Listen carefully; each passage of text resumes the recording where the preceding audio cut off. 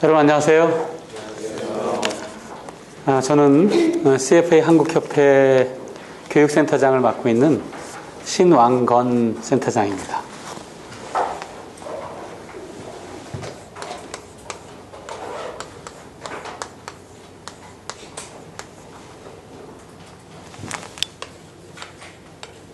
오늘 설명회는 2014년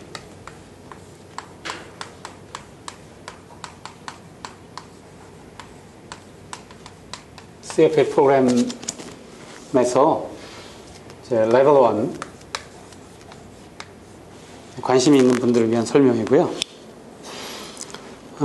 일단 사실 그 오프라인 상의 그 설명회에 시간을 낸다는 게 요즘 같은 인터넷 세상에서 굉장히 쉬운 일이 아니에요. 여러분들이 일부러 시간을 내서 발걸음을 여기까지 해주셨고, 물론 이제 그 오늘 오셔서 이미 그 교육과정 안내와 관련된 이 브로셔를 봤기 때문에 여기에 그 CFA에 대한 여러 가지 내용들이 오늘 설명에 제가 말씀드리려고 하는 내용들이 다 정보가 담겨 있습니다. 그래서 뭐 이거를 참고는 하겠습니다만, 오히려 제가 평소에 생각하고 있는 것들에 대해서 여러분들이 그 귀한 시간을 낸 것이 뭔가 보람을 느낄 수 있게끔, 그래서 CFA를 이 시간에 확실하게 CFA가 뭔지 알고, 그리고 그게 내가 도전할 만한 영역이라는 것을 또 파악하고, 또 아니면 아닌 거고요.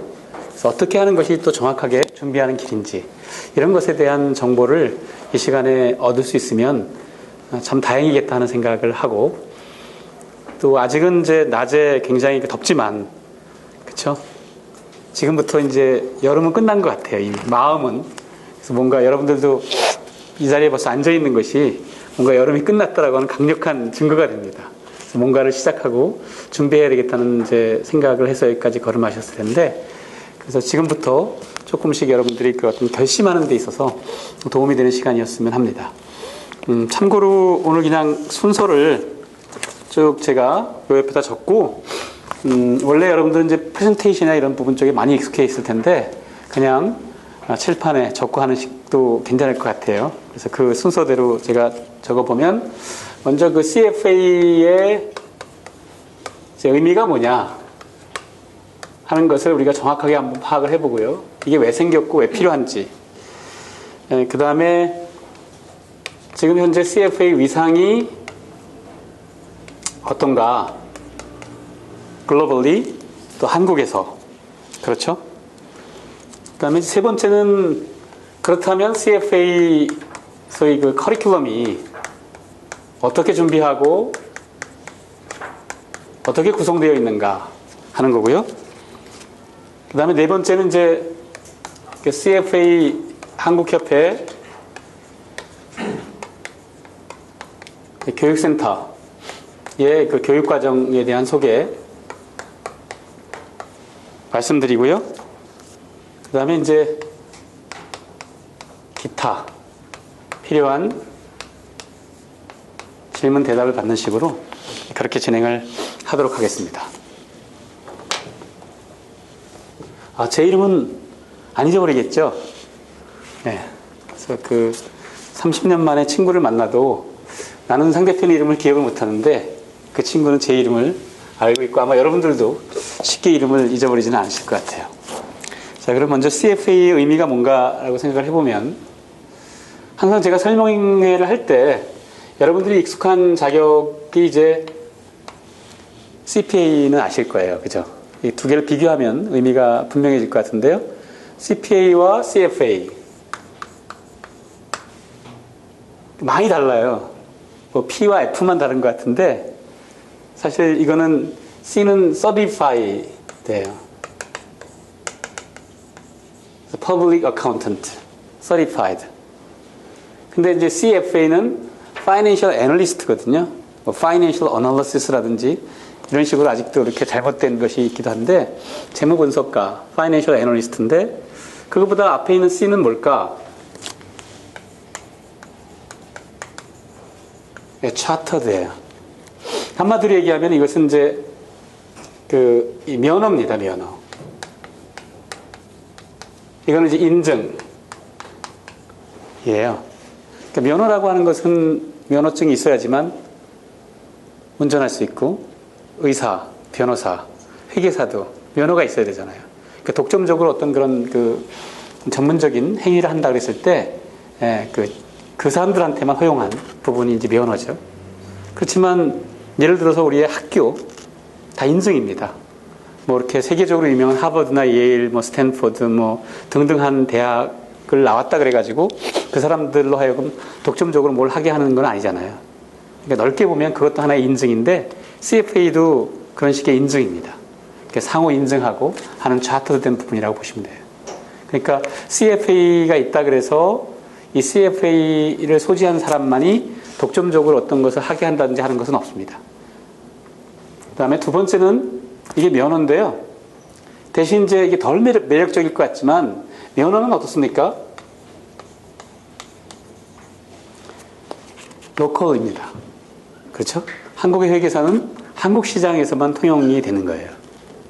근데 CFA는 글로벌입니다. 그러니까 어느 학교를 나왔다라고 하는 부분이 사실 그렇잖아요. 한국의 위상은 아직도 많이 높아져야 되고 한국의 내에서는 여러 가지 명문 학교나 이런 부분들이 있지만 세계 시장으로 나가게 되면 어떻게 돼요? 잘 모르고 순위가 어떻게 되는지 모르는 게 많잖아요. 그런 거랑 마찬가지라고 보여집니다. 전문성은 어디 가는 것이 아니겠지만 어쨌든 통용되는 범위가 CFA는 이제 글로벌한 부분이에요. 그래서 항상 예를 드는 것은 예를 들어서 우리 시장에서 조금만 나가지고 홍콩이나 싱가포르 쪽만 나가도 거기서 어떤 그 IB나 자산운용과 관련돼 가지고 서로 일을 하기 위해서 명함을 교환하게 되면 사실상 같이 글로벌리 일을 하기 위해서 모인 사람들이 주고받는 명함에서 10명 중에 8명, 9명은 이름 뒤에 CFA를 새기고 있습니다. 그렇게 이제 글로벌이 통용되는 거죠. 꼭 그것이 있어야지만 면허처럼 어떤 것은 아니지만 사실은 필수적인 것으로 나 이런 공부를 했고 내가 이러이러한 것들을 이렇게 3차 시험까지 패스했고 스킬이 있고 그 다음에 윤리적인 마인드를 갖추고 있어 라고 하는 부분 쪽을 서로 인정하는 거죠. 그러니까 그만큼 이제 글로벌리 통용되는 부분이라고 볼 수가 있습니다. 그래서 핵심적으로는 이제 이 부분의 차이가 있고요. 그 다음에 이제 그걸 바탕으로 해서 CFA는 언제 시작이 됐는가 생각해 보면 CFA의 사실은 이제 어떤 개념적인 CFA 정신이나 이런 것들을 제시한 거는 굉장히 오래됐어요. 이 대공황이 있었잖아요. 1930년대 대공황이 있었고 그 대공황을 거치면서 이 자본시장에 대한 반성이 있었어요. 그죠? 기본으로 돌아가자. 그래서 이제 미국의 증권법, 증권거래법이 통과되면서 SEC가 탄생이 됐고요. 그 다음에 자본시장의 이제 투자에 있어서는 머니게임이라고 하는 것에 대한 반성을 거쳐서 소위 월가에서부터 시작해서 투자의 아버지라고 불리는 사람이 있습니다. 워렌 버핏의 경우에도 정신적인 스승으로 오랫동안 이렇게 교류했고 누구죠?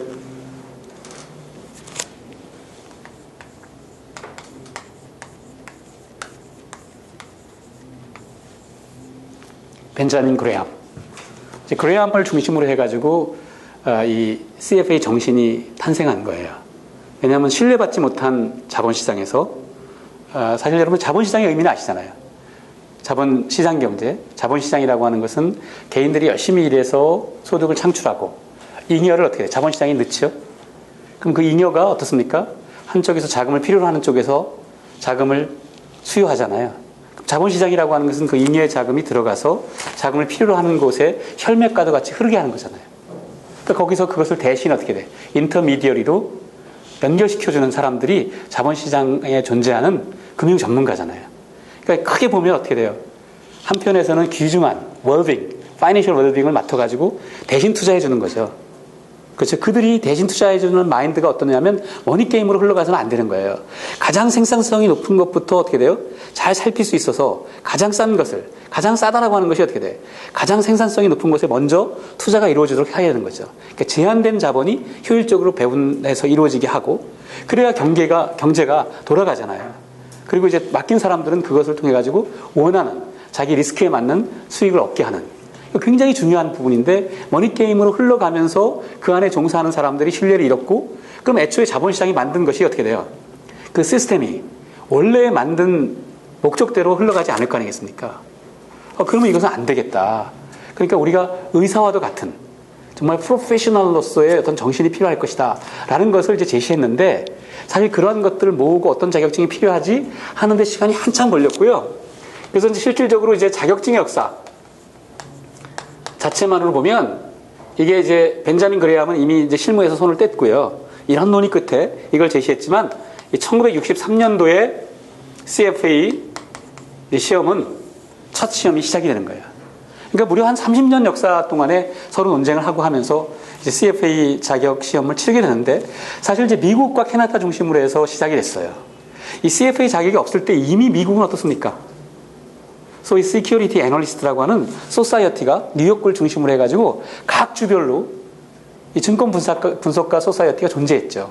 캐나다에서 있었고 그들이 이미 시장에서 어떤 그 지금 얘기하는 셀사이드의 기업 분석 애널리스트가 가장 이제 가까운 형태의 전문가 그룹이라고 할 수 있는데 펀드 매니저들 이런 이제 그 셀사이드의 에코리 애널리스트들의 전문적인 전문가 소사이어티가 이미 존재했는데 자 우리가 이런 자격증을 만들자. 그래서 좀 더 체계적으로 3번에 걸친 시험을 만들고 그래서 거기서 통과하고 4년간에 걸친 실무 경력을 얻게 되면 CFA 자격을 부여하자.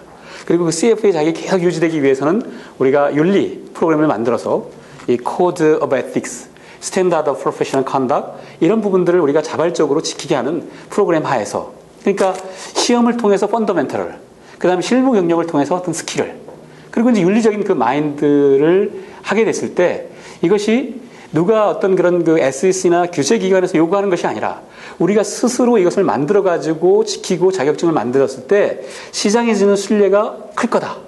그래가지고 나이가 굉장히 많은 원로들이 이런 것을 제시하고 그들도 시험을 봤어요. 나는 그랜드파더링 내가 이걸 갖다가 그냥 무임승차해가지고 우리가 만들었으니 나 자격증 달라고 하지 않았어요. 그러니까 굉장히 재미있는 것은 1963년도에 CFA 시험이 첫 시험이 시작됐는데 그 첫 시험은 1차 시험이 아니었어요. 시험 제도는 만들었는데 첫 시험은 3차 시험이었어요. 누구를 위한? 그럼에도 불구하고 1915년 이전에 태어난 분들은 그냥 자격증을 줬고요. 다만 1915년 이후에 태어나서 이러이러한 사람들부터는 시험을 봐라 해가지고 이제 했는데 그때 3차 시험을 봤죠. 그래서 첫 시험이 3차 시험으로 시작됩니다. 근데 이제 그 부분을 시험이 시작되고 나서 월스트리트 저널이나 이쪽에서 그걸 너무너무 좋게 본 거예요. 사실은 이렇게 해서 자율적인 자유규제의 의미가 이제 돋보이는 거죠. 그래서 굉장히 많은 지원을 받습니다. 스포트라이트를 받고 그렇게 시작된 이제 CFA 시험 제도입니다. 1963년도에 시작이 됐고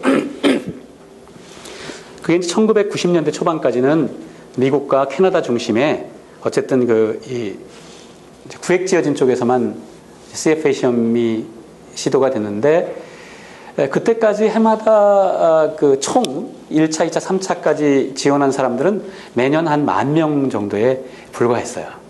근데 이제 1990년을 넘어서기 시작하면서부터 이 엄청난 기하급수적인 응시생들이 이제 늘게 됩니다. 왜 그랬을까요? 글로벌라이제이션이에요. 그러니까 이제 그 서구의 미국을 중심으로 한 투자 자본이 이제 국경을 넘어서 투자하기 시작한 겁니다. 그리고 이제 인터넷 세상이 시작이 된 거예요.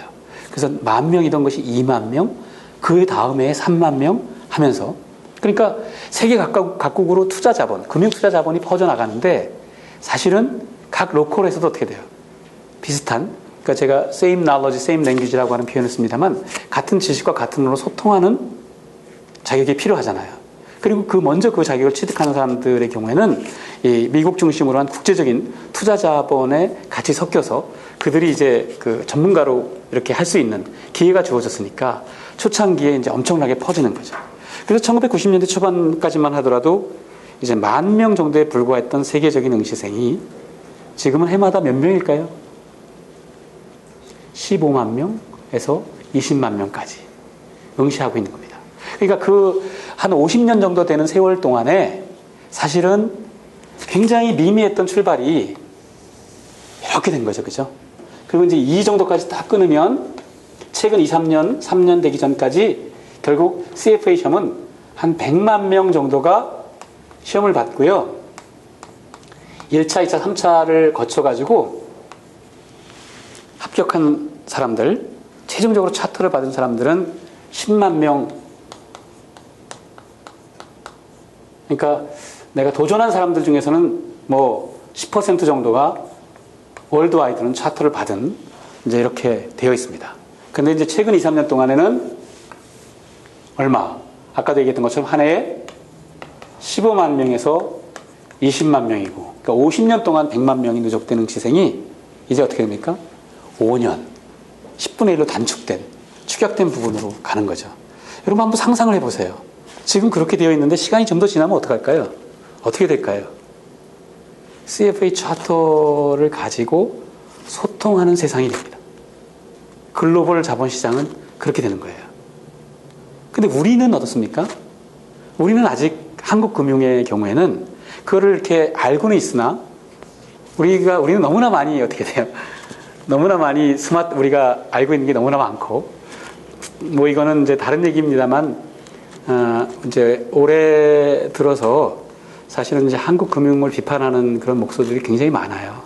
사실 OECD 가입한 나라 중에서 금융의 어떤 지표를 본다고 한다면 한국 금융은 OECD 가입한 국가 중에서는 꼴찌예요. 그것은 우리가 금융이라고 하는 것이 사실은 어떤 이 삼성전자, 현대자동차 하는 것처럼 우리가 이제 글로벌라이제이션이 안 됐어요. 우리는 순도 높은 100% 내수 업종으로 한국 금융이 처해 있습니다. 아주 순도가 높아요. 왜냐하면 이 금융 전체에서 수출해서 벌어들이는 레버뉴가 5%가 안 되니까. 굉장히 순도가 높지 않습니까? 그러니까 이제 이런 글로벌 자격이라고 하는 것이 아직은 그렇게 와닿지 않을 수도 있어요. 그러나 이제 그렇게 되는 것은 어떻습니까? 계속 유지되지 이게 어려워요. 그래서 사실은 지금 제가 보기에는 변곡점에 와 있다. 이렇게 말씀드릴 수가 있습니다. 그러니까 CFA 위상은 전 세계적으로는 그렇고요. 이런 상황이고, 그래서 15만 명에서 20만 명이 응시하니까 엄청나게 많이 응시하잖아요. 그러면 이제 결국 응시하는 사람들이 주로 어디서 올까라고 생각해 보면 결국 미국과 캐나다 중심이 있고요, 유럽이 있고, 그것은 전통적으로 계속 유지되는 겁니다. 그러니까 영국만 하더라도 10만 명 중에서 1만 명 정도가 영국의 런던에서 활동하고 있는 거예요. 그렇죠? 그리고 이제 지금 15만 명, 20만 명 중에 그러한 그로스 성장을 이제 견인한 것은 역시 중국, 그 다음에 인도, 그 다음에 이제 또 마찬가지로 싱가포르 이쪽에 있고, 또 우리나라도 뭐 거기는 이제 그 말레이시아나 지금 이제 그런 부분 쪽에서 다시 여러 가지 위기를 얘기합니다만 아직 뭐 그런 아시아 태평양 쪽에서 주도하는 부분들이 있겠는데요. 특히 이제 이 중국 같은 경우에 이 중국 본토의 경우에는 한 해에 응시하는 인원수가 2만 명에서 3만 명 가까이 1차, 2차, 3차 해가지고 응시를 하니까 굉장한 거죠. 그래서 이제 중국의 북경과 상해에 두 개의 이제 소사이어티가 존재하고요. 거기는 이제 굉장히 우수한 친구들이 주로 이제 북경대, 칭화대, 또 인민대 하는데 군대 문제가 한국하고 좀 달라요. 그죠? 남학생들의.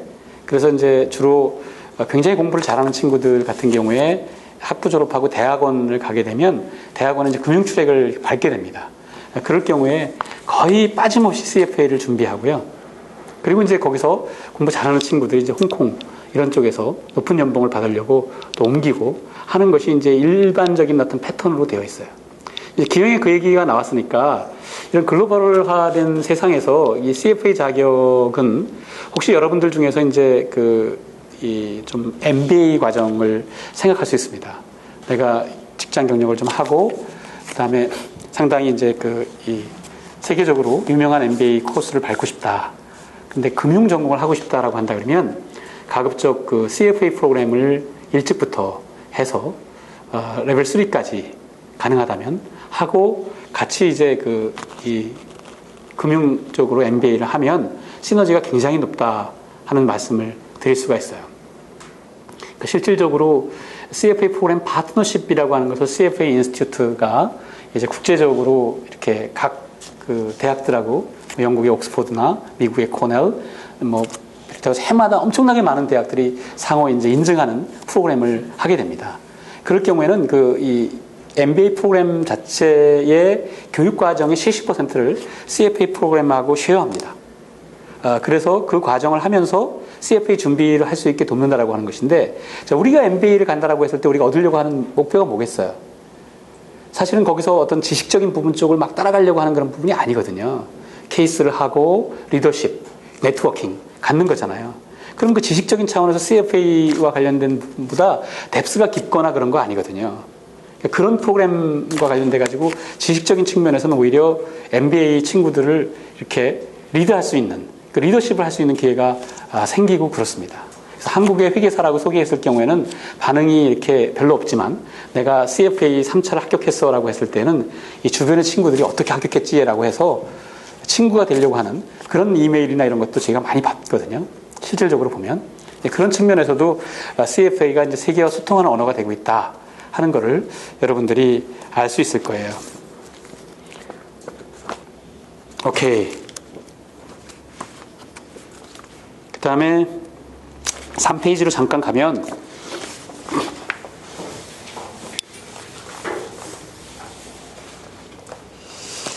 그 CFA 이제 인스티튜트가 있고요. 이거는 이제 미국 버지니아주 샬럿빌에 있습니다. 그러니까 1960년대 초반에 CFA 역사가 시작된 게 이제 미국의 버지니아 대학에서 시작됐어요. 여러 대학들이 이제 제안을 했지만 이 버지니아 대학을 선택해서 거기에 이제 둥지를 틀고 CFA 역사가 시작이 됐습니다. 하나의 교실을 빌려서 이제 시작했던 것이지만 지금은 이제 번듯한 CFA 인스티튜트 본부가 있고요. 그 다음에 이제 이 아시아 태평양 본부는 이제 홍콩에 있고요. 그 다음에 런던에 이제 유럽의 본부가 있고 행정적인 본부가 있는 겁니다. CFA 인스티튜트에. 그렇지만 이제 그 미국의 각 주별로 또 뉴욕 자체에 세계적으로 이제 100개 이상의 이제 이 소사이어티라고 하는 것은 뭐냐면 CFA 자격 보유자들의 사단법인 모임이에요. 그래서 그 행정적인 본부는 아니지만 그 CFA 자격 보유자들이 왕성하게 활동하고 있는 지역을 중심으로 해서, 그러니까 CFA 한국협회라고 하는 것은 뭐냐면 그 100여 개의 소사이어티 중에 하나라고 보시면 됩니다.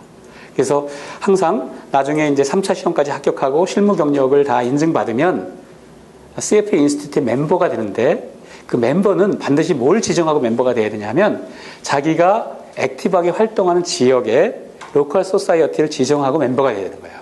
그러니까 로컬 멤버이면서 동시에 인스티튜트 멤버가 동시에 되는 겁니다. 그래서 이제 한국에서 활동하고 있는 분들은 CFA 한국협회와 뗄래야 뗄 수가 없어요. 한국협회의 회원이 되기도 하지만 내가 이제 홍콩으로 발령을 받아가지고 홍콩에서 근무한다 그러면 홍콩 소사이어티에 회원이 되면 돼요. 언제나 이렇게 움직일 수가 있어요. 그래서 한국에는 결국 한국의 CFA 자격을 취득한 자격 보유자들의 모임이 CFA 이제 한국협회입니다. 그래서 CFA 소사이어티 코리아가 되는 거죠. 그래서 처음에 이제 약 이제 12, 13년 전에 그때는 이제 한국의 CFA 자격 보유자가 11명 정도에 불과했어요. 기하급수적으로 늘었죠. 그래서 이제 겨우겨우 구성원이 돼서 CFA 한국협회를 만들었고, 그래서 이제 비록 크지 않지만 이 공간에서 CFA 한국협회가 이제 주로 이제 활동하시는 분들은 다 자기 직업이 있고, 그다음에 풀타임으로 이제 아직 하는 사람들은 많지 않지만 이제 지금부터 이제 많이 커지겠죠. CFA 한국협회가 있는데 이 부분의 내용을 잠깐 말씀드리면, 지금 이제 처음에 11명 정도에 불과했던 차트 홀더들이 한국에도 이제 해마다 약 200명 정도의 최종 합격생들이 배출이 돼요. 정말 이제 많이 배출되는 거죠, 이게. 그리고 이제 합격생 수, 최종 합격을 한 누적 합격생 수는 2,000명이 넘어섰어요. 그쵸?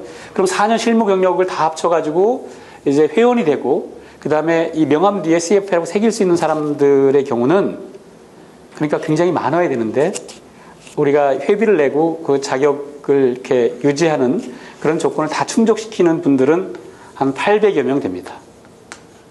이게 이제 한국의 협회, 한국 사람들이 CFA 자격과 관련돼서 바라보는 것에 해결해야 될 과제 중에 하나예요. 무슨 얘기냐면 자격증을 이제 취득하고 나서 그걸 장롱 속에 넣어두고 명함에는 CFA라고 새기면서 어떻게 해요? 회비를 안 내요. 그게 바이올레이션이에요. 그래서 그거는 이제 그분들의 문제만이 아니고, 그래서 이제 우리가 그 CFA 자격 보유자를 고용한 인플로이어, 회사한테 그런 회비를 내주는 운동을 하고, 그래서 삼성생명이나 삼성금융 계열사 금융기관들이 이제 CFA 회비를 내주기 시작합니다. 그 다음에 이제 한국은행에 또 외자운용원이라고 한국의 국부를 관리하는 데가 있거든요. 한국투자공사가 있지만. 그래서 외자운용원에 한 30여 명의 CFA 차트 홀더가 있어요. 여기 돌아서면 이제 한국은행 별관에 근무하시는데, 거기서도 그래서 이제 그 회비를 내주기로 했어요. 그 바이올레이션 되는 사람들을 줄이기 위해서. 그래서 이제 아직은 현실이 그렇지만 아마 이 제대로 윤리 공부를 하고 준비하는 사람들이 많아지면 많아질수록 그런 일들은 이제 줄어들 것 같아요. 그래서 어찌됐건 지금 우리 현주소는 이렇습니다. 근데 이제 그렇게 해서 사실 CFA 이렇게 한국에서 합격한 사람들 2,000명 중에서 아마 1,000명 이상은 저하고 같이 이제 공부해서 합격하신 분들이에요. 제가 한 10 몇 년 동안 이렇게 CFA 프로그램을 했고, 그 다음에 사실은 이제 레벨 3 같은 경우에는 정말 강의하실 분들이 없어서 이 머리도 나쁘고 여러 가지 부족한 상태에서 그걸 하기 위해서 정말 가진 상상력을 다 동원해서 이제 강의를 하기 시작했겠죠. 지금은 이제 모든 뭐 실무적인 것이 어려움이 없고 우리도 이제 보편적으로 그런 것들을 하기 때문에 그래서 자신 있게 얘기할 수 있는 것은 이제 한국에서도 어떤 CFA 레벨 3까지 말하자면 전문 교육기관의 틀을 갖췄다. 그래서 이제 의지만 가지고 공부하려고 한다 그러면 예를 들어서 실무 경험이 없더라고 하더라도 뭐 대학생들까지도 레벨 3에 도전해가지고 얼마든지 합격할 수 있는 전문 교육기관의 틀은 갖췄어요. 그래서 이제 실제로 한국협회가 이렇게 있는데 그렇게 해가지고 합격생이 나오고 어떤 그런 소명의식이 없이 그런 상황이면은 한국의 이 CFA 소사이어티 발전하기 어렵다. 이렇게 설득해서 이제 만든 게 뭐냐면 CFA 한국협회 교육센터예요. 이 교육센터, 그래서 이제 같이 이제 만들어서 이 교육센터는 궁극적으로 뭐를 이제 만들려고 하는 것이냐면요. 리서치 파운데이션이에요. 그러니까 쉽게 얘기하면 그렇게 해서 우리가 글로벌라이제이션 되는 것은 뭐냐면 이 실무에 있는 사람들이 이론적으로도 학계에 있는 사람하고 같이 코업을 해서 논문도 쓰고 그래가지고 그런 그 지식의 인프라를 구축하는 부분 쪽이 체계적으로 꾸준히 이어져야 돼요. 그렇지 않으면 우리는 그냥 체계적으로 금융과 관련된 부분 쪽의 지식을 선진국하고의 간극을 좁히면서 할 수가 없어요. 그러니까 CFA 레벨 3까지 합격하고 차트를 받은 사람들은 의외로 계속해서 공부하기를 원해요. 그러니까 이런 것들을 모아가지고 자기의 어떤 전문 그 경험, 자기의 전문 분야별로 계속해서 소통하면서 우리가 좋은 논문을 쓰고 그래서 그거를 이제 발표하는 그게 이제 그 CFA 인스티튜트가 굉장히 오래된 그래서 그 실무적인 그 아티클 저널이 Financial Analyst 저널이에요. FAJ라고. 이거는 그 세계적으로 유명한 저널입니다. 물론 이제 그 저널 오브 파이낸스보다는 지명도가 낮지만 실무적인 것을 결합된 부분에서는 엄청나게 순위가 높아요. 그래서 세계적인 저널이거든요. 그래서 한국에서는 또 우리의 그 이 CFA 차트 홀더들이 그러한 지식의 인프라의 장을 통해 가지고 리서치 파운데이션이 돼야지만 우리 금융이 한 단계 발전할 수 있을 것이라는 소명하에서 CFA 한국협회가 이제 교육센터를 만들어 놓고 그 다음에 이제 그 시험 준비를 하는 분들부터 이제 그 CFA 교육을 제대로 시키는 부분 쪽으로 이제 한 5년 정도 진행이 되면서 그 교육 프로그램을 제공하고 있고 지금 이제 그거의 일환으로 설명을 하고 있다. 이렇게 이해를 하시면 되겠습니다. 그 다음에 4페이지로 가면요. 이제 우리는 CFA 커리큘럼이 어떻게 구성됐는가. 아까 이제 그 지식, knowledge라고 하는 부분이 커리큘럼인데 일반적으로 어떻게 표현하냐면 CBOK로 표현해요. 이거는 뭐냐면 Candidate Body of Knowledge예요. 그러니까 CFA 그 프로그램에 참여하는 응시생들의 지식의 체계를 의미합니다. 이 지식의 체계는 고정되어 있는 것이 아니라 계속 변해가요. 그래서 비중도 바뀌고. 그래서 이런 아까도 얘기했던 자본시장에서 재무분석가가 갖춰야 될 지식이 어떤 것이 돼야 될까라고 하는 것을 계속해서 이렇게 파악하고 설문조사하고 현업에 있는 사람과 만나고. 그래서 이제 현재 형성된 틀이 고정되어 있는 것이라 조금씩 진화되고 모디파이 되지만 어쨌든 큰 틀에서 CBOK는 이렇게 보시면 됩니다. 레벨 1, 2, 3의 시험과 같이 제가 설명을 드리면 일단 기본적으로 CFA가 갖춰야 될 지식의 핵심이 뭐냐라고 하면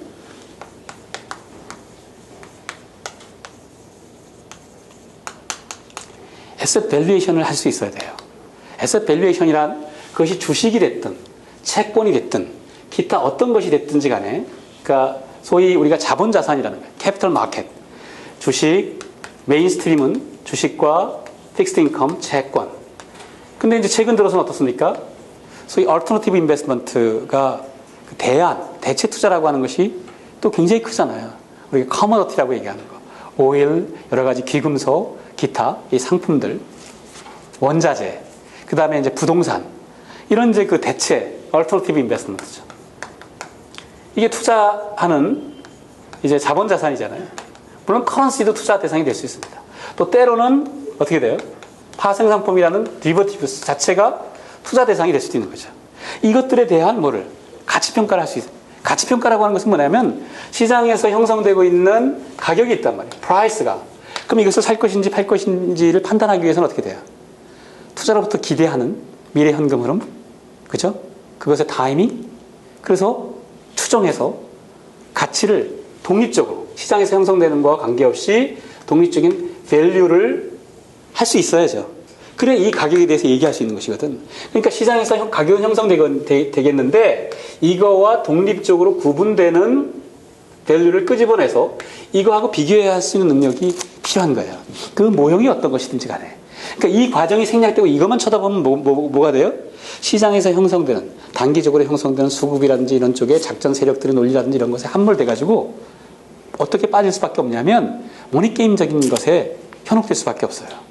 그러니까 내가 왜 사는가 물어보면 누군가 내가 산 가격보다 비싸게 살 것이라고 기대한다든지 왜 팝니까라고 한다면 겁이 나서 뭐가 없어요? 내가 지금 왜 투자하는지 이걸 그냥 들고 있으면 10년 동안 그렇죠? 배당을 얼마 받고 이자를 얼마 받고 그래서 위험이 어떻게 되고 그러니까 그때 거래 상대방을 내가 의식할 필요가 없는 거죠. 그렇죠? 망하지만 않는다면 어떻게 돼요? 워렌 버핏이 2008년 가을 금융위기 때 골드만삭스의 전환 우선주에 50억을 투자했단 말이죠. 과감하게 투자했어요. 남들이 다 멜트다운 된다 그랬을 때. 왜 투자했겠습니까?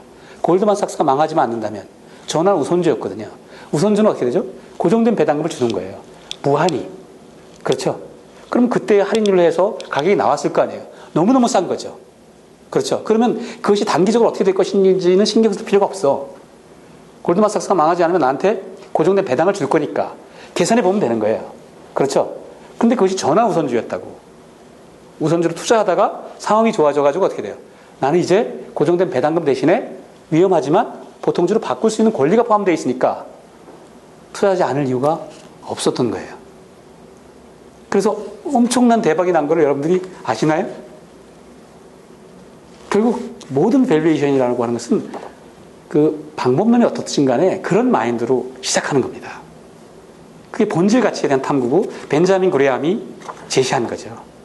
그래서 그런 것에 에셋 밸류에이션 능력이 있어야 돼요. 그러니까 이게 싸냐 비싸냐 투자해야 될 것인지 말 것인지에 대해서 물어보고 대답하는 논리가 전부다.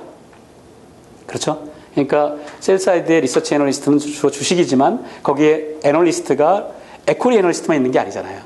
크레딧 애널리스트가 있고 퀀트 애널리스트가 있고 애널리스트라고 하는 것은 분석하는 사람. 자, 근거 없이 어떻게 돼요? 미래가 이렇게 될 것이라고 포캐스터입니까? 미래에 대해서 얘기하지만 그렇죠. 그 미래에 대한 것은 뭐를 기반으로 해야 돼요? 정확하게 파악하고 이해하는 것. 그래서 분석하는 사람이 애널리스트예요. 쪼개고 더 쪼개서 더 이상 쪼갤 수 없을 때까지 쪼개서 본질을 탐구하고 그래서 내가 알고 있는 것이 어떻게 돼요? 내 주머니 속에 들어가 있는데 그것이 낭중지추로 미래에 대해서 난 얘기하지 않을 수 없는. 그렇지만 일반 사람과 전혀 다른 것은 뭐냐면 삼성전자 애널리스트는 삼성전자에 대해서 정말로 많이 알고 있는 거죠. 삼성전자의 주가가 내일 모레 어떻게 될 것인지를 물어보면 안 되는 거예요. 사실은. 삼성전자가 가지고 있는 미래의 전망이, 그 리스크가, 만약에 이건희 회장님이 어떻게 됩니까?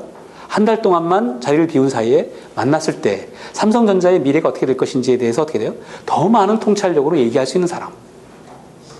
이게 애널리스트예요. 근데 내일 모레 삼성전자가 오를까요? 내릴까요? 라고 물어보고 대답을 구한다고 한다면 그건 말이 안 되는 거잖아요. 그렇죠?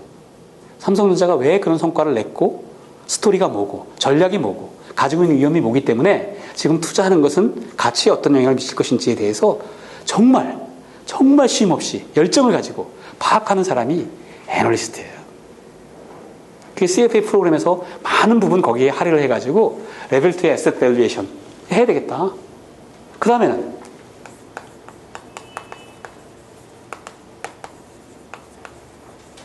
포트폴리오 매니지먼트지. 포트폴리오 매니지먼트는 이제 어떻습니까? 이 분석하는 능력이 있다고 한다 그러면 이제 이 부분은 투자자로 돌아오는 거예요. 자본시장에서 투자자가 아까 잉여를 맡기잖아요. 그죠?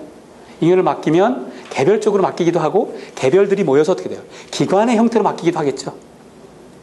그러면 포트폴리오 매니저는 뭐 해야 돼요? 그 맡긴 자금이 어떤 자금인지, 목적이 무엇인지, 얼마만큼 위험을 견딜 수 있는 것인지를 파악하고 그 목적에 맞게 어떻게 됩니까? 자산을 배분해 주는 사람. 배분하고 그 다음에 어떻게 돼요? 계속해서 관리해 주는 사람. 이 포트폴리오 매니지먼트예요. 이 전략이 필요해요. 어떻게 나눌 것이며 어떻게 우리가 위험을 미니마이즈 하면서 리턴을 높일 것인지, 파생 상품을 어떻게 결합할 것인지. 포트폴리오 매니지먼트입니다. 여기에서는요, 포트폴리오 매니지먼트에서는 포트폴리오 마인드와 이 프로세스의 마인드야. 아까 제가 말씀드렸던 투자의 목적이 무엇인지를 계획 세우는 거, 그 다음에 실행하는 거, 그리고 피드백하면서 애초의 목적대로 다가가고 있는지를 긴 항해에서 어떻게 돼요? 관리하는 그 선장, 그 오케스트라의 지휘자가 누굽니까? 자산운용회사의 CIO죠. Chief Investment Officer예요. 이쪽 분야에서의 로망은 뭡니까? 리서치 헤드지. CIO. 그러니까 궁극적으로 리서치 헤드와 CIO. 그러면서 이제 그걸 바탕으로 해서 어떻게 됩니까? 정말로 금융의 리더가 되고자 하는 거죠. 그래서 이 두 부분이 CBOK, 지식의 체계를 형성하고 있어요. 그러니까 이것은 고정적일 수가 없어요. 그렇지만 큰 흐름에서 이제 과목들은 정해져 있는 것이지. 그러면 이제 잘 보세요. 주식 가치 평가, 채권 가치 평가, 얼터너티브 가치 평가해야 되고, 디리버티브스. 그렇죠. 그 다음에 포트폴리오 매니지먼트라고 하는 큰 게 여기 과목에도 있고, 그렇지만 레벨 3에서는 아주 큰 비중으로 바뀌겠죠. 그럼 이렇게 밸류에이션 하기 위해서는 뭐가 돼야 돼요? 언어를 이해해야 되겠죠, 언어를 이해하기 전에 이 주식이라든지 채권은 이제 거버먼트와 일반 기업이 다 하지만 주식은 어떻습니까? 일반 기업이 하는 거잖아요. 또 기업이 주를 이루고 있잖아요. 그죠? 그러니까 결국 기업의 활동을 이해해야 되겠구나. Corporate Finance. 그리고 그것을 어떻게 돼요? 소통하는 언어로서 제시하는 것이 Financial Reporting and Analysis. 어카운팅 기반의 재무제표 분석이에요. Financial Reporting Analysis. 이 언어에 대한 이해입니다. 그리고 언어에 대한 이해는 이런 재무라고 하는, 회계라고 하는 언어에 대한 이해뿐만 아니라 숫자를 다룰 수 있어야 되겠죠. 다뤄진 숫자를 어떻게 효과적으로 그래서 판별하고 파악하고 해석할 수 있는 능력이죠. 그게 퀀터티브 메소드예요. 그러니까 통계학이 아니라 통계 방법론적인 부분이에요. 우리 어떤 학문을 그 자체에 심도 있는 학문을 하려고 하는 것은 아니에요. 자동차를 샀어요. 자동차 학을 해야지만 자동차를 운전할 수 있나요? 자동차 전공해서 자동차 운전하는 거 아니잖아요. 자동차가 어떤 원리로 흘러간다라고 하는 건 알아야 될 거 아니야. 그렇죠?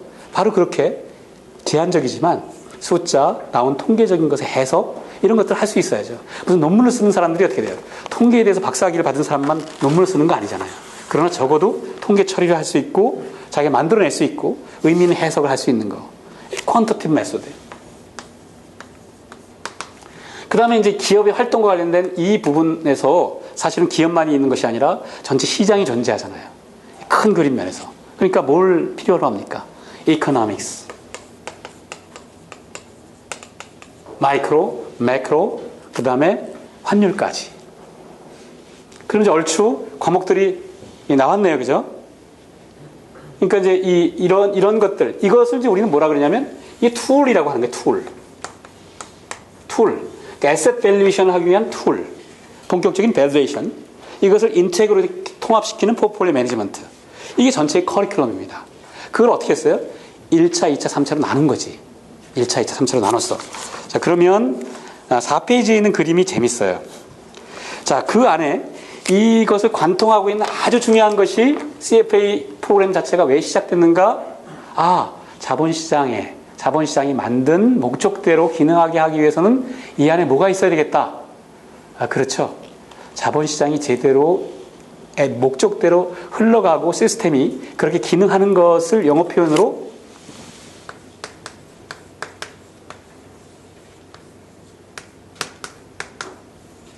인테그리티라고 하는 거예요. 인테그리티. 그렇잖아요. 이런 인테그리티는 사전을 찾아보면 두 가지예요. 흠결이 없다. 그죠? 완전하다는 뜻이 있고 또 하나는 성실하다라고 하는 두 가지예요. 근데 가만히 보면 두 개가 일맥상통해요. 자본시장이 애초에 만든 뜻이 있어요. 그죠? 예를 들어서 이 기독교 신앙을 가지고 있는 사람은 어떻게 돼요? 하나님이 세상을 창조한 이 세상의 뜻이 있잖아요. 그것이 원래대로 목적대로 기능하게 해야 되는 거죠. 왜 신뢰가 무너집니까? 자본시장이 원래대로 기능대로 하지 않기 때문이잖아요. 그러니까 원래 기능대로 하게끔 하는 것이 인테그리티예요. 그렇게 하기 위해서는 이 안에 종사하는 사람들이 또 어떻게 돼요? 성실하고 신뢰받는 자세로 일해야죠.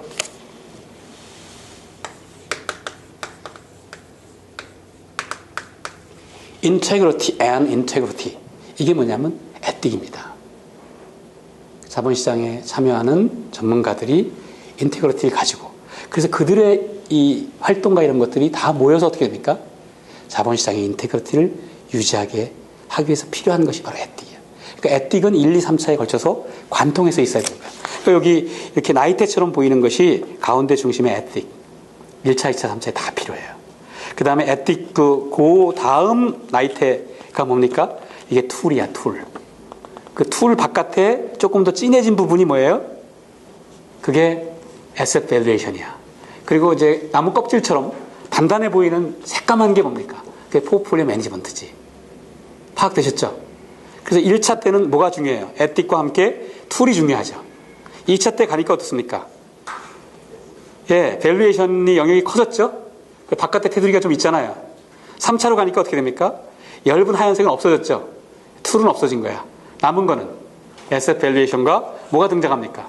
포트폴리오 매니지먼트 프로세스가 나온 거지. 통합적인 구조로. 3차에 걸쳐서 그렇게 테스트하고요.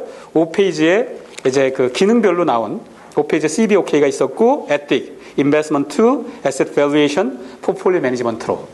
이런 것들이 그 다음 페이지에 가면 레벨 1, 2, 3로 이제 과목별 비중이 있고, 비중은 레벨 1은 엄격하게 포인트로 웨이트가 주어져 있지만 레벨 2, 3는 레인지로 되어 있기 때문에 어떤 때는 10%로, 어떤 때는 5%로, 때로 15%의 비중으로 플렉서블하게 이렇게 시험이 출제될 수 있는 거지.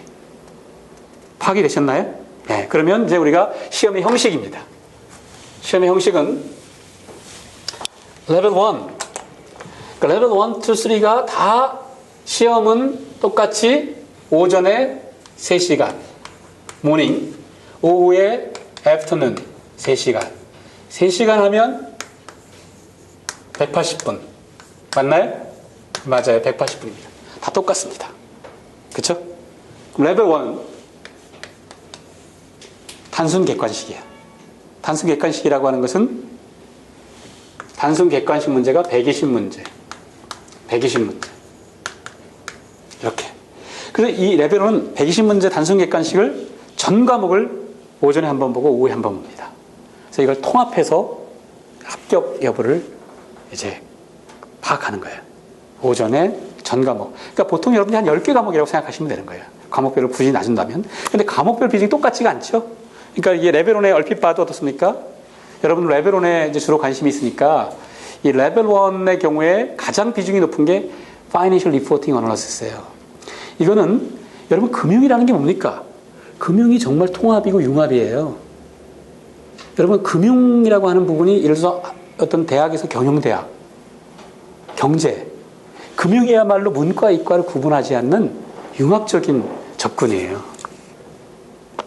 그런데 그러니까 이과나 이공계에 있는 사람의 경우에도 충분히 금융을 할 수 있고 또 뭐 문과 쪽에서 이제 경영 경제를 하신 분들이 또 금융을 하려 그러면 자신들이 부족한 인문학적인 소양에다가 계량적인 부분을 다시 통합시켜야 되는 거예요. 그래서 그 융합돼야지만 완성된 금융 전문가가 사실 탄생하는 거예요. 그런데 어떤 백그라운드와 전공으로 시작하더라도 금융 전문가가 되기 위해서 정말 제일 처음에 해야 되는 것이 뭐냐면 언어에 대한 이해예요. 금융의 언어는 어디서부터 시작되냐면 바로 회계 정보에서부터 시작해요. 그러니까 어카운팅 프린시플을 마스터해야 돼. 모든 MBA 과정에서 어떻습니까? 그 이쪽에 상경계통의 전공자만 MBA 가는 거 아니잖아요. 그렇죠? 다양한 전공이 들어오잖아요. 제일 먼저 하게 하는 게 뭐예요? 어카운팅 프린시플, 선행 학습으로 이수하게 하는 겁니다. 마찬가지예요. 그것도 이제 CFA 프로그램이 영어로 시험 보니까 영어 원서로 IFRS 에디션을 가지고 적어도 30시간 가까이 어카운팅 프린시플을 딱 떼면 돼요. 그리고 이제 레벨 1에서 파이낸셜 리포팅 어널리시스가 20% 비중으로 있어요. 굉장히 중요해요. 언어를 이해해야 되니까. 그러니까 여기서 파이낸셜 리포팅 어널리시스, 코퍼레이트 파이낸스 이게 20%요. 이게 8%지만 여기서 에코리 밸류에이션까지 다 파악이 되면 근 3, 40%에 해당되는 부분이 이 기반으로 이루어지는 거야. 그 체계니까. 그렇죠? 그래서 과목별로는 비중이 다 다릅니다. 그리고 레벨 1에서 또 에틱스가 아까 중심에 있었지만 에틱스를 레벨 1에서 15% 비중으로 해놔요.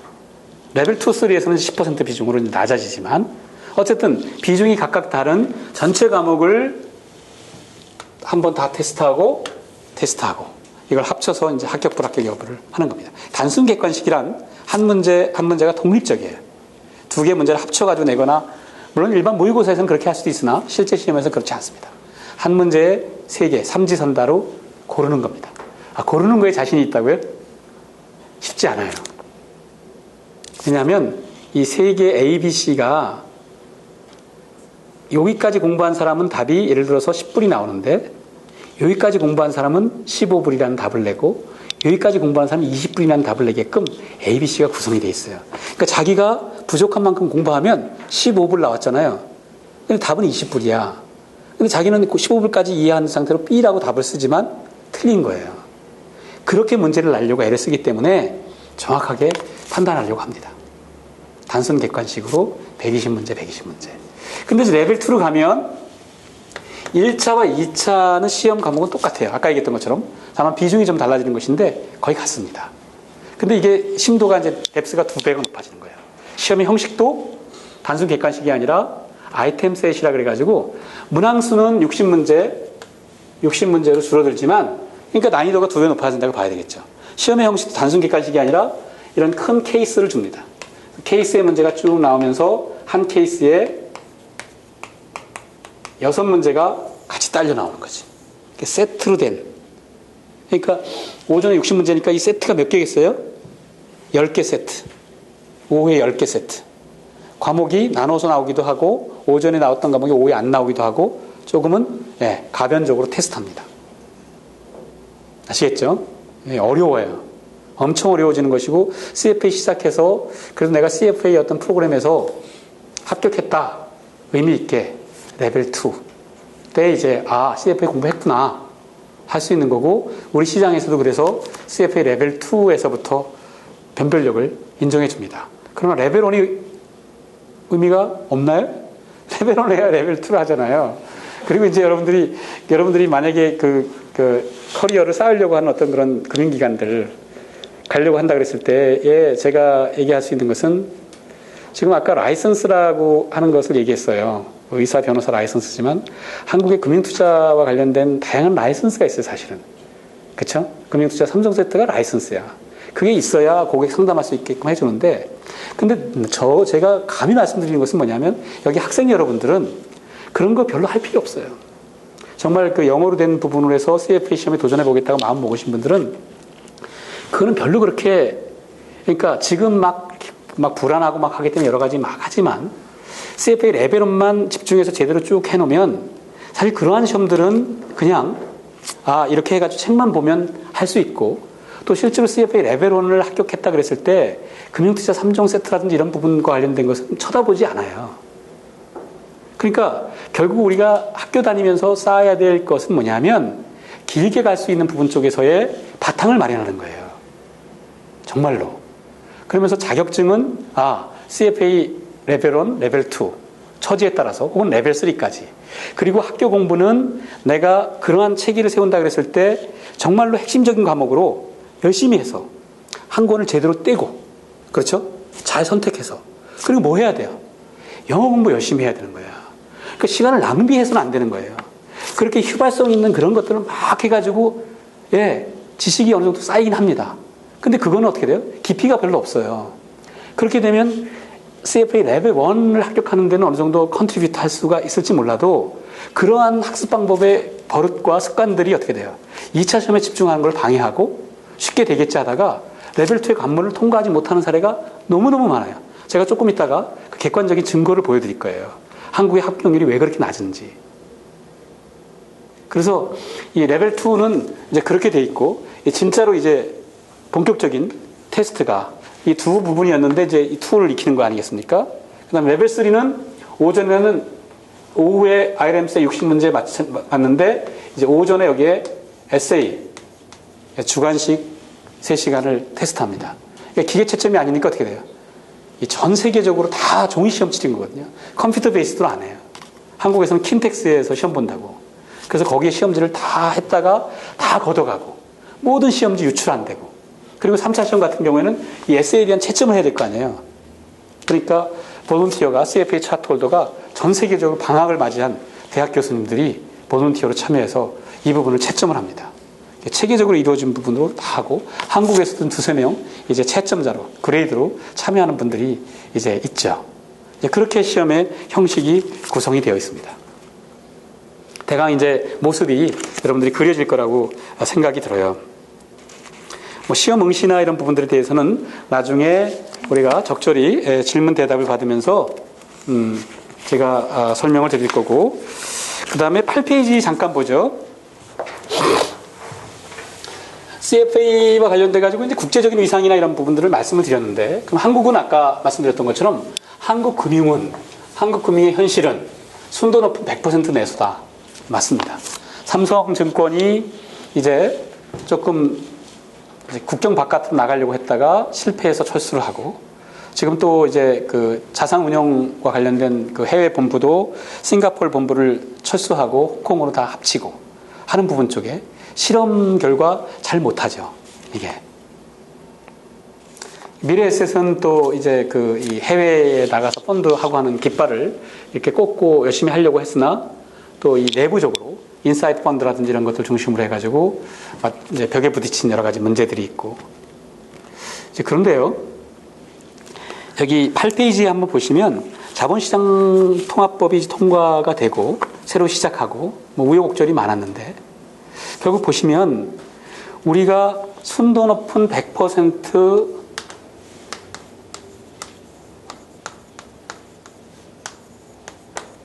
이 부분으로 미래가 없어요.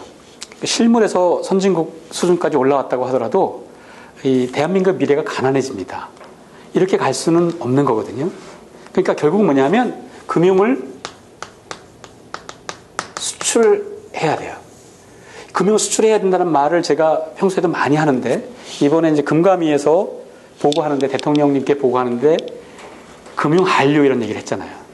그러니까 제 또래, 제가 1961년생인데 제 또래에 이제 시작했던 친구들 옷을 벗고 있고, 또 지금 아주 시니어로 있는 친구들 얘기 들어봐서 이 금융 한류와 금융 수출하는 문제에 대해서 얘기하면 100% 동의 안 해요. 어렵다, 힘들다라고 얘기합니다. 포니를 만들었을 때, 포니를 만들어서 현대자동차가 만들어서 내수했을 때, 자, 한국 자동차가 미국 시장의 10% 시장 점유율을 할 그림을 그릴 수 있었을까요? 불가능하다고 얘기했을 거예요. 한국의 반도체와, 그렇죠? 한국의 조선, 배 만드는 거 다 불가능하다고 얘기했어요. 한국 금융도 지금 현재 뭐 IMF를 겪고 있으면서 여러 가지 구조적인 문제가 있지만 아무도 금융을 수출하는 것에 동의 안 합니다. 그런데 저는 희망의 싹을 봅니다. 왜 그렇죠? 여러분들이에요. 제가 겪은 세대하고 여러분들은 다르거든요. 특히 영어로 소통하는 문제에서 다르고 달라요. K-팝에 대해서도 다르잖아요. 그것이 B급이든 어쨌든 우리가 수출하기 시작하거든요.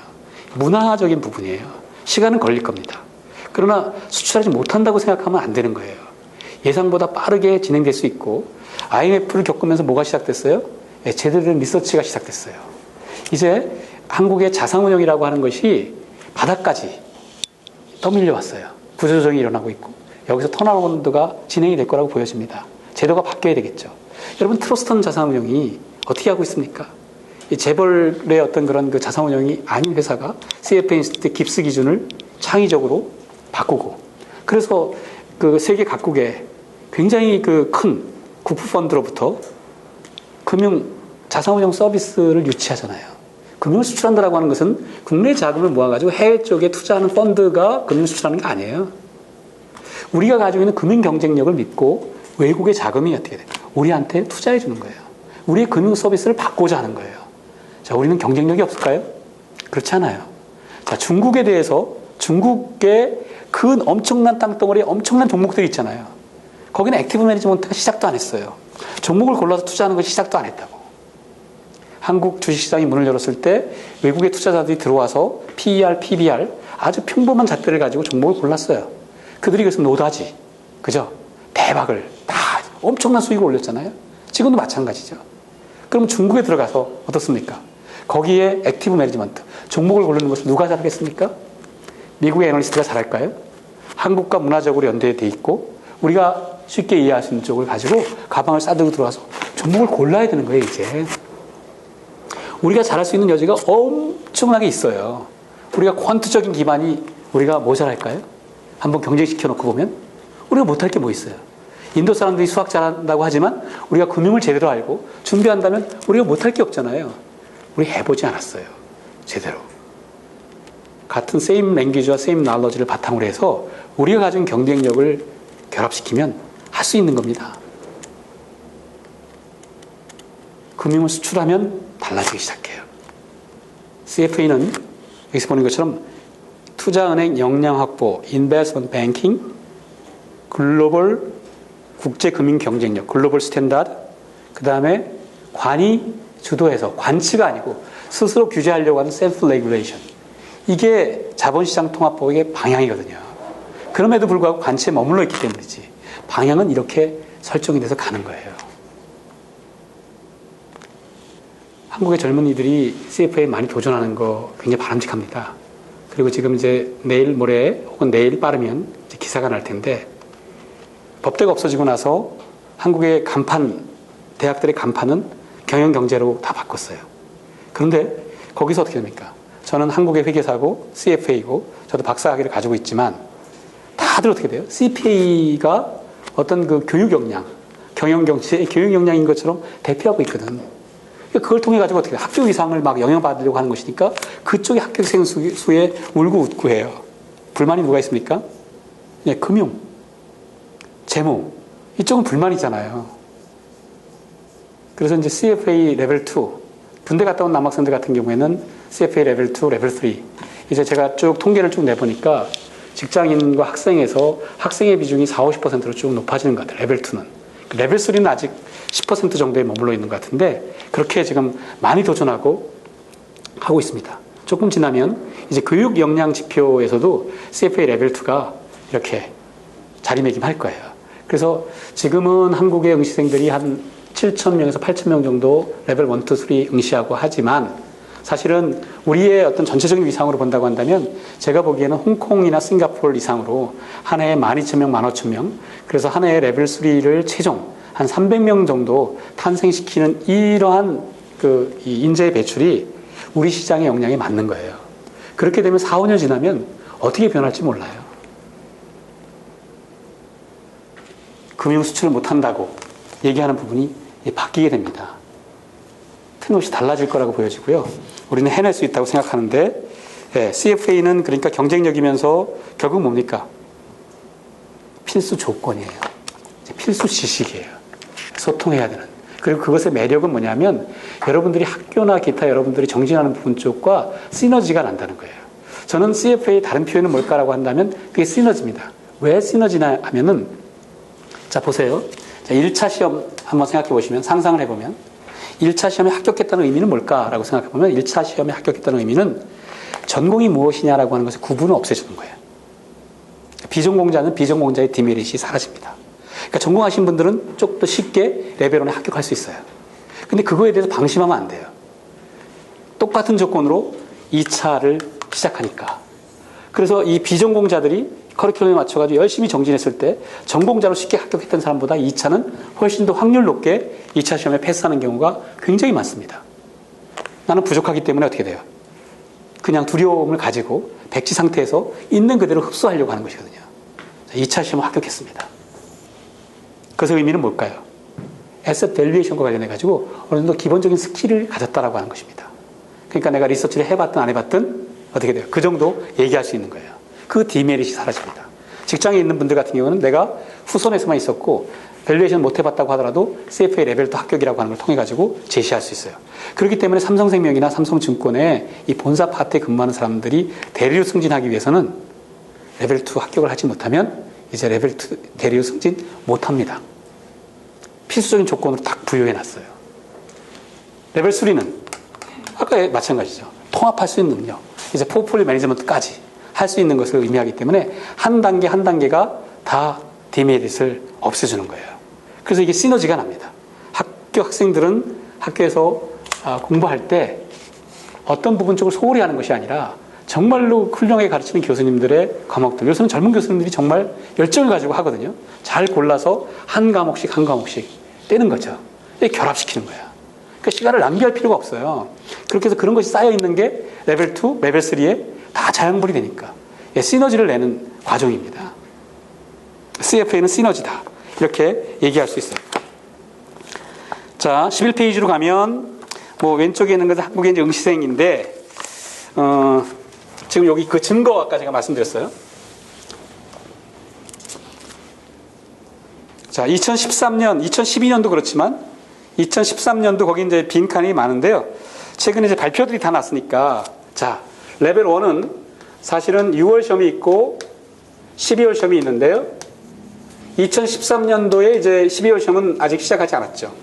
12월 초에 보니까 6월 시험 이렇게 있는 거예요. 그러니까 레벨 2는 이제 6월 시험만 있으니까 6월 시험. 레벨 3도 6월 시험만 있으니까 6월 시험 이렇게 되는 거죠. 1차만 12월에 한 번에 더 기회가 있는 겁니다. 12월 시험은 모든 나라에서 다 있지 않아요. 비교적 인원수가 많은 시험 장소에서만 한정적으로 12월 시험을 한 번 더 보게 하는 거고 한국은 당연히 12월 시험이 있는 거죠. 인원수가 많으니까. 그래서 이건 내비두고 6월 시험에 한국이 응시생이 1888명이 응시했다. 그 다음에 1692명이 레벨 2에 응시했다. 888명이 이제 응시했다. 근데 월드와이드 합격률은 나왔어요. 38% 정도, 43% 정도, 49% 정도. 그럼 이러한 합격률은 그 2012년도에 봐도 큰 차이가 없죠. 월드와이드. 그죠? 38%, 42%, 50%니까 그냥 그런 정도. 1차, 2차는 한 40%, 3차는 한 50% 중심으로 해서 합격률이 결정이 되는구나. 근데 잘 보세요. 이 1888명 중에서 몇 명이 합격했다고요? 모르잖아요. 네, 429명이 합격했다고 알려왔습니다. 1692명에서 얼마 합격했을까? 423명이 합격했다고 알려왔습니다. 888명 중에서 180명이 합격했대요. 그럼 이 합격률은 이제 시험장에 간 사람을 기준으로 하기 때문에 등록한 사람과 합격생 수를 바로 매치시킬 수는 없지만 한번 여러분들이 얼핏 나눠보면 레벨 1은 23%, 레벨 2는 25%, 레벨 3는 20%예요. 뭐가? 한국에 등록된 사람 중에서 합격한 사람이. 너무나 많은 차이가 나지 않습니까? 물론 시험장에 안 간 사람이 있다고 치자. 노쇼가. 제가 보기에는 레벨 1, 2, 3 전부 다 30%가 안 돼요. 한국의 합격률은. 이게 현실이에요. 그러면 자, 레벨 1 그냥 30% 후하게 쳐줍시다. 여기도 30%, 여기도 30%.